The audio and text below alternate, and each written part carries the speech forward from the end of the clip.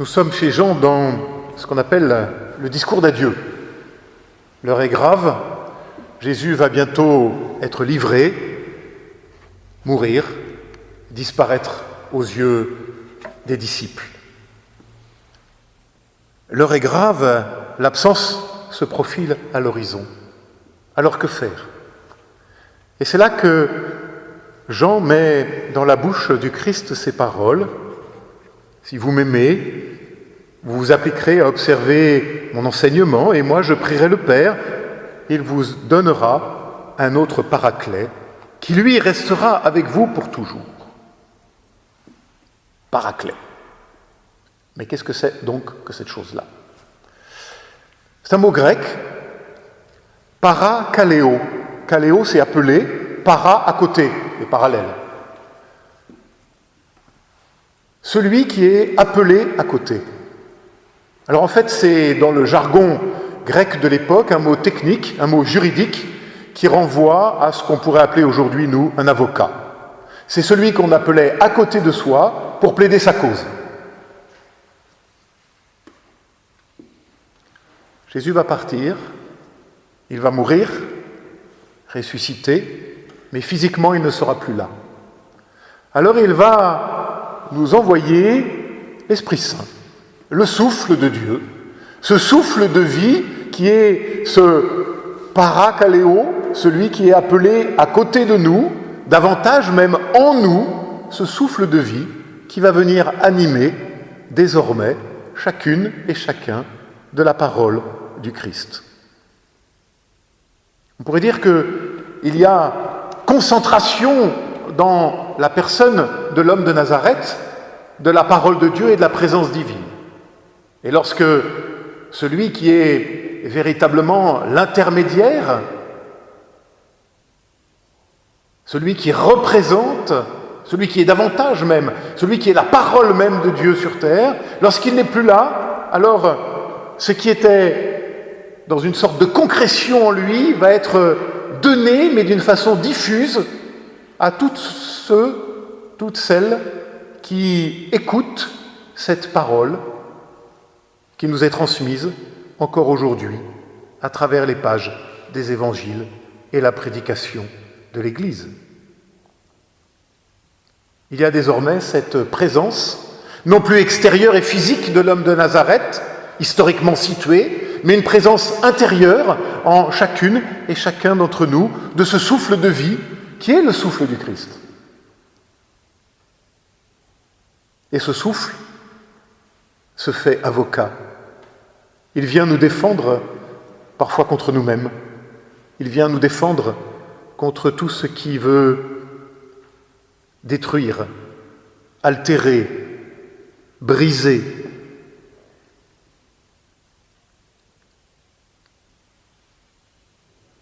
Mais allons plus loin. Les versets que nous venons d'entendre suivent directement les mots suivants. Si vous demandez quelque chose en mon nom, je le ferai. Si vous m'aimez, vous vous appliquerez, observez mes commandements, et moi je prierai le Père et il vous donnera un autre paraclet. Et là, nous sommes face à quelque chose qui est essentiel, me semble-t-il, que peut-être souvent nous n'avons pas assez souligné. La question de l'exaucement de la prière. Redoutable, le verset 14. Si vous demandez quelque chose en mon nom, je le ferai. Notre expérience quotidienne aurait plutôt tendance à venir invalider cette phrase.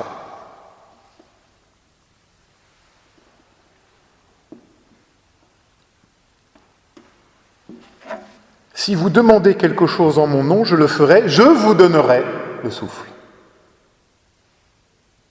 La promesse d'exaucement, c'est pas d'exaucer nos désirs et nos fantasmes, c'est que quoi qu'il arrive, ce souffle de vie nous est promis. Davantage même, quoi qu'il arrive, ce souffle de vie nous est donné. Il est là, à nous de lui faire un tout petit peu de place.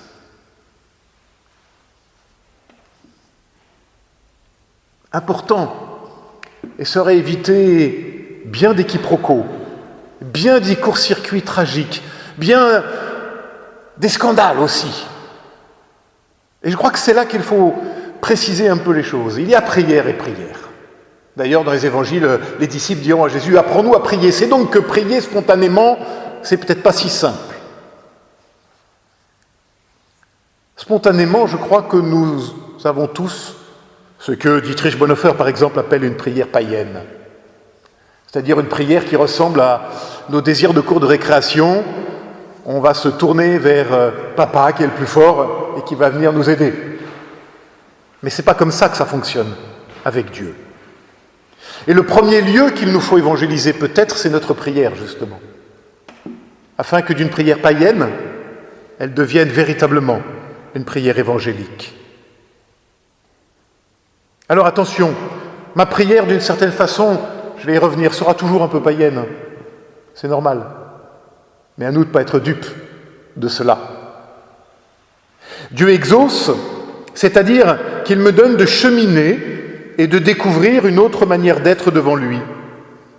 De redécouvrir que ce Dieu nous a déjà tout donné, son pardon, sa grâce, son souffle. Et de pouvoir alors recevoir de lui ce qu'il nous donne. Un de mes maîtres en théologie disait « Il faut passer de l'infantile à l'esprit d'enfance. » L'infantile, aide-moi à réussir mes examens, à l'esprit d'enfance, qui est de découvrir cette puissance de vie qui sommeille en nous. C'est cela, l'esprit de la prière chrétienne. Et c'est cela la promesse de l'exaucement.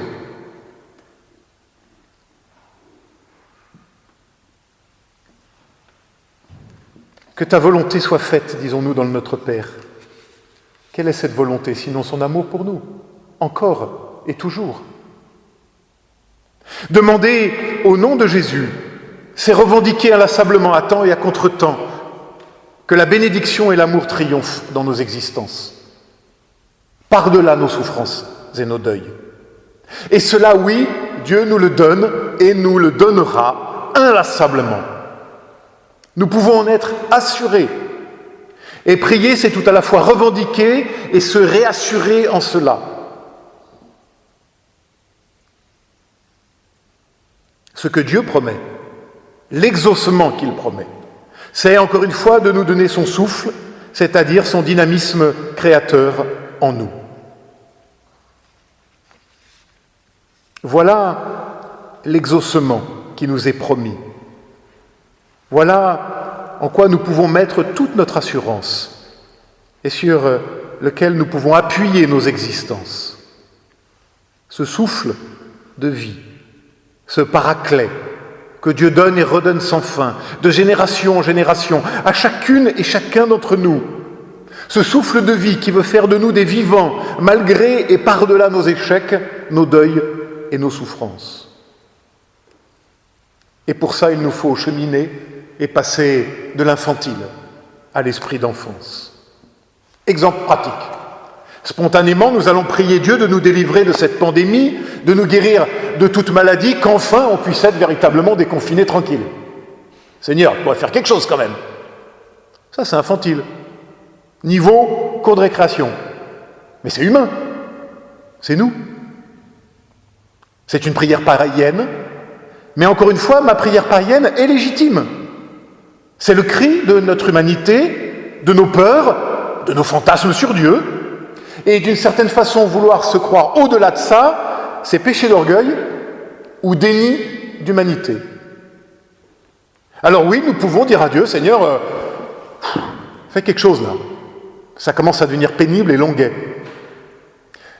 Nous pouvons lui dire, mais nous ne pouvons pas et nous ne devons pas en rester là. Il nous faut passer de l'infantile à l'esprit d'enfance. Et apprendre à dire avec le Christ, Père, dans cette période si étrange que nous vivons et que nous traversons, alors que nous nous affrontons à l'inconnu et à la mort qui rôde, donne-nous ton souffle, afin que nous puissions traverser la situation sans nous effondrer et sans désespérer. et rester ainsi enraciné dans la confiance par la seule puissance de ton esprit de vie. Et alors oui, de cela nous pouvons être certains, ce souffle, il nous le donnera, que dis-je, il nous l'a déjà donné, à nous de le laisser résonner en nous et entre nous. Amen.